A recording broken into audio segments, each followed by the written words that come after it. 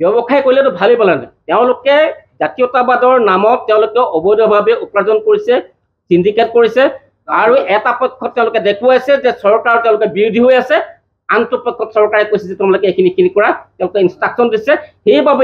সেইবাবে আজিৰ তাৰিখত তেওঁলোকৰ দুটা ফৈদ আছে। চাব মাজে মাজে এটা ফৈদে তেওঁলোকে কি কৰিব, ক'ৰবাত সংবাদ মেল দিলে বহিৰাগতৰ কথা ক'ব, এটা ফৈদে এটা মানে মূল ফৈদটোৱে কি কৰিব যে বাংলাদেশী কথা ক'ব।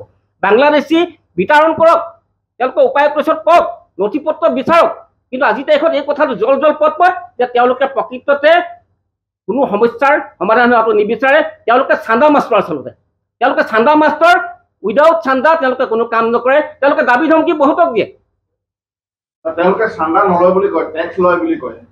একেই কথা, আৰু টেক্স লোৱাটো আৰু বেয়া কথা। তেওঁলোকে শিৱসাগৰৰ পৰা আহি যোৰহাটত বিদেশী খেদিব লৈছে। যোৰহাটত কি আইন শৃংখলা নাই? যোৰহাটত কি নাই নেকি? যোৰহাটত সেইদিনাখন কোনোবা এজনে সুধিছে, যোৰহাটত আজি আয়ুক্ত আছে, যোৰহাটত আজি অতিৰিক্ত আয়ুক্ত আছে, যোৰহাটত আজি আৰক্ষী অধীক্ষক আছে, যোৰহাটত বিভিন্ন সংগঠন আছে, কিন্তু আজি তাৰ পৰা আহিছে। এইবাবে এই ক'লোৱে যে উদ্দেশ্য হৈছে তেওঁলোকক যে মানুহ হায়াৰ কৰিছে। আপোনালোকে কওক, সেইদিনাখন যোৰহাটৰ কোন ব্যক্তি উপস্থিত আছিল? এই আদিত্য পানী ফুকন যোৰহাটৰ কিবা এটা বিষয়ববীয়া, তেওঁ বা কেনেকৈ মাত মাতিব?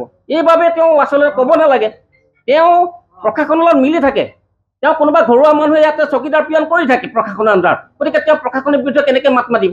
গতিকে তেওঁলোকৰ দম নাই, তেওঁলোকৰ ৰাজধাৰ নাই, তেওঁলোকৰ বিবেক নাই, তেওঁলোকৰ বুদ্ধি নাই, তেওঁলোকৰ মন নাই, তেওঁলোকৰ মগজু নাই, তেওঁলোকৰ অন্তৰ নাই। তেওঁলোকে এটাই আছে, এটা অপশক্তি, তেওঁলোকে চান্দা ব্যৱসায় বস।